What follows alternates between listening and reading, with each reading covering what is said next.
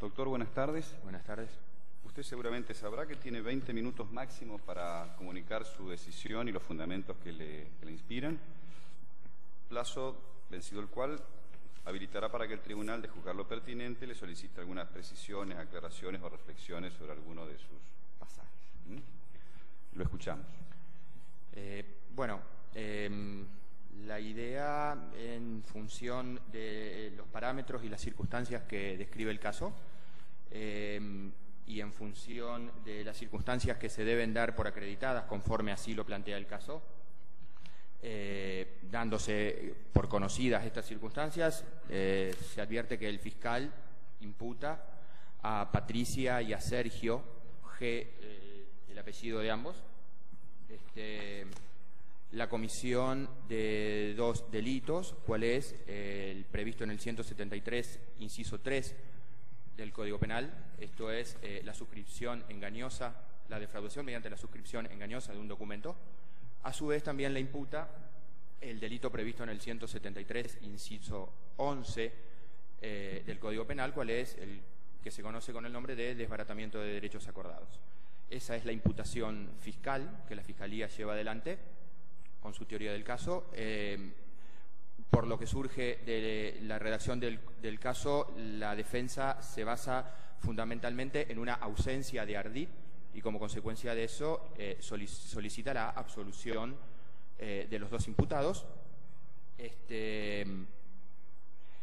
En función de la postulación fiscal y de la postulación de la defensa, debe considerarse, tal como lo plantea el caso, de que se tiene pleno conocimiento, los imputados tuvieron pleno conocimiento del acuerdo verbal que se habría dado entre quienes fueran hermanos, esto es Miguel y Bartolo. Los imputados conocían ese acuerdo, como así también conocían el hecho de que Bartolo había entregado la suma de dinero a Miguel por ese acuerdo verbal, circunstancias que deben ser dadas por probadas, y a su vez también debe darse por acreditado que Miguel, padre de los dos imputados, también supuso de que estaba firmando una escritura pública que tenía vinculación con la sucesión de su difunta esposa, y así creyó que era lo que estaba suscribiendo. Teniendo entonces por acreditado estos parámetros, yo he abordado el análisis del caso de la siguiente manera. Si bien la imputación del fiscal se dirige hacia dos personas, cuales son Patricia y Sergio, yo creo que no puede soslayarse el análisis de otra conducta que se desplegó en el desarrollo de todo este iter criminis, para así llamarlo, cuál es la conducta de Miguel. O sea, que yo voy a analizar en primer término uno de los hechos que se le imputan, cuál es la imputación a Patricia y Sergio de la comisión, la presunta comisión del delito de suscripción, de defraudación por suscripción engañosa de documentos, ¿sí? El 173, inciso 3. En ese sentido, en un segundo término voy a analizar la conducta de Miguel, y en un tercer momento analizaré nuevamente la conducta de Patricia y de Sergio con relación al otro delito imputado. Esa es mi estructura en la cual yo analizo detenidamente el hecho. Dando comienzo entonces con el análisis del delito imputado con base en el 173, inciso 3 del Código Penal, yo considero y doy por probado de que existió una conducta por parte de Patricia y de Sergio, cuál fue la de, mediante el pretexto de ir a firmar una escritura relativa para terminar, así dice la proposición del caso, para finalizar la sucesión de su cónyuge de Miguel y madre de los imputados. Para eso fue conducido hacia una escribanía con el objeto de firmar una escritura pública con ese contenido. Es decir, yo creo que la conducta por parte de los imputados Patricia y Sergio está acreditada. En un segundo orden de análisis, y ya entrando a la consideración de la tipicidad de esa conducta, yo creo que hubo un engaño por parte de Patricia y de Sergio para que Miguel suscribiera ese documento. Hubo un engaño, hubo un error en el cual incurrió Miguel, porque él suscribe voluntariamente ese documento, escritura pública, en el convencimiento de que se trataba de la sucesión de su ex cónyuge. Y como consecuencia de eso también hubo una disposición patrimonial. Es decir, que hasta acá yo considero que está acreditado una conducta por parte de los imputados y la tipicidad de la misma dentro del artículo 173, inciso tercero del Código Penal, descartando en consecuencia la postulación de la defensa de que no habría existido un ardid.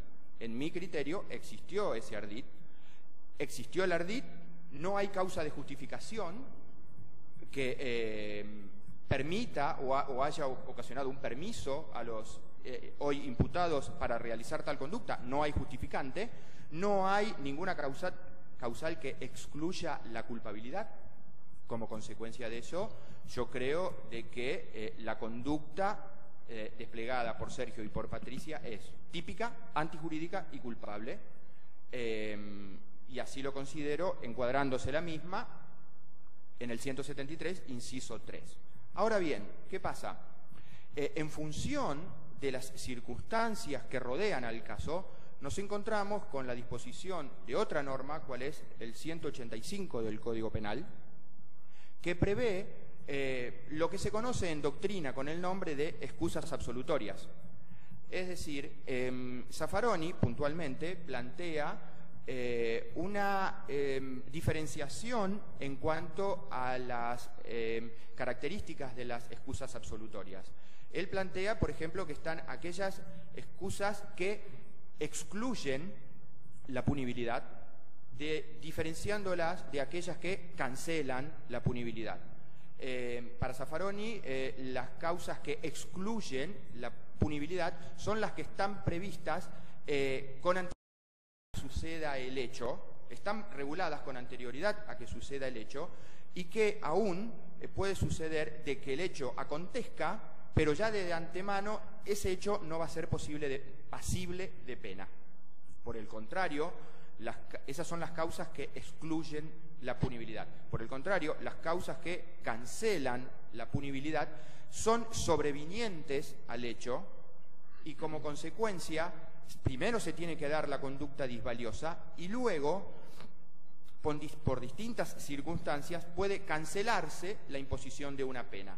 Es, por ejemplo, los casos regulados en el artículo 132 del Código Penal o en el artículo 69 del Código Penal, con lo que se conoce con el nombre del perdón del ofendido en los casos de delitos de acción privada, o en el 132 el avenimiento en el que incurriere o en el que se concretare entre el acusado de un delito de abuso sexual y su víctima, ¿sí?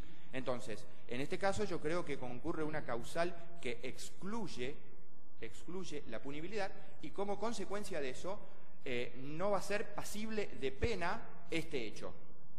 ¿Qué quiero decir con esto? Que en mi criterio yo considero de que tanto Patricia como Sergio son coautores del delito de defraudación por suscripción engañosa de documento, no correspondiendo la imposición de una pena en función de lo dispuesto en el 185 del Código Penal. Ahora, ¿por qué los considero de que son coautores y los considero pasibles de atribución de responsabilidad penal? Porque yo creo que tal como lo prevé el 185,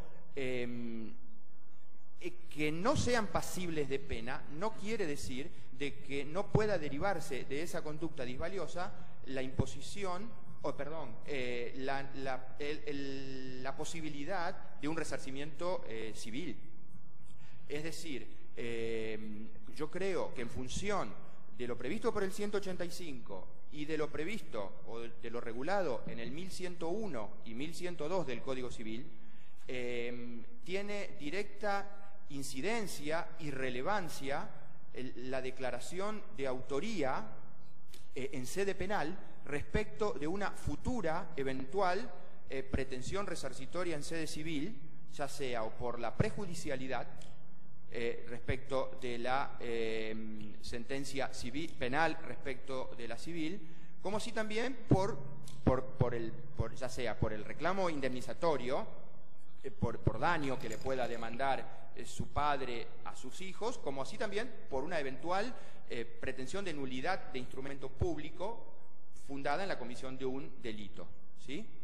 Eso en cuanto a la responsabilidad o al análisis de la responsabilidad en lo que concierne a Patricia y Sergio por el delito previsto en el 173, inciso 3. Ahora bien, como dije antes, al iniciar la exposición, yo considero de que no puede soslayarse el análisis de la conducta de Miguel, víctima de este hecho de desbaratamiento, de suscripción engañosa. ¿Por qué? Porque el análisis de la conducta de Miguel, en mi criterio, va a tener relevancia para un futuro análisis en el otro delito que el fiscal le imputa a Patricia y a Sergio. ¿Qué quiero decir con esto? Miguel fue el que suscribe la escritura pública por la cual se ceden los derechos sucesorios a favor de Patricia y de Sergio. Yo creo de que en el análisis de la manifestación de voluntad desarrollada por Miguel hay una conducta voluntaria, cual fue aceptar ser trasladado hasta la escribanía y suscribir la escritura pública número 20.